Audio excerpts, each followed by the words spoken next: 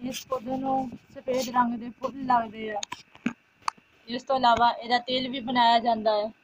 मिस्र ते यूनान ਦੇ ਵਿੱਚ ਇਹਨੂੰ बड़े पैमाने ਤੇ ਕਾਸ਼ਤਕਾਰ ਕੀਤਾ ਜਾਂਦਾ ਸੀਗਾ। ਮੋਤੀਏ ਦੇ ਪੌਦੇ ਦਾ तेल भी ਬਣਦਾ ਹੈ ਜਿਹੜਾ ਬਾਲਾਂ ਵਾਸਤੇ ਬਹੁਤ ਅੱਛਾ ਹੈ। ਬਾਲਾਂ ਦੀ ਮਜ਼ਬੂਤੀ ਵਾਸਤੇ ਬਹੁਤ ਅੱਛਾ ਹੈ। ਬਾਲਾਂ ਦੇ ਵਿੱਚ ਅਗਰ ਖੁਸ਼ਕੀ ਦੀ ਵਜ੍ਹਾ ਨਾਲ ਜ਼ਖਮ ਹੋ ਜਾਏ ਤੇ ਫਿਰ ਵੀ ਇਹਦਾ ਇਸਤੇਮਾਲ ਕਰ ਸਕਦੇ ਆ, ਲੇਕਿਨ ਇਹਨੂੰ ਐਸੇ ਤਰ੍ਹਾਂ ਇਸਤੇਮਾਲ ਨਹੀਂ ਕਰਨਾ। ਤੁਸੀਂ ਇਹਦੇ ਵਿੱਚ ਨਾਰੀਅਲ ਦਾ ਤੇਲ ਜਾਂ ਬਦਾਮ ਦਾ ਤੇਲ ਡਾਲ ਕੇ ਫਿਰ ਤੁਸੀਂ ਇਸਤੇਮਾਲ ਕਰਨਾ ਹੈ।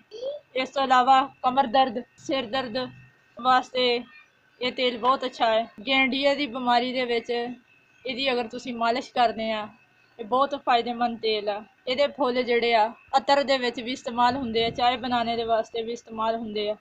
ਇਹ ਥਾਈਲੈਂਡ ਦਾ ਤੇ ਹਿੰਦੁਸਤਾਨ ਦੇ ਮਗਰਬੀ ਬੰਗਾਲ ਦਾ ਸਰਕਾਰੀ ਪੌਦਾ ਹੈ।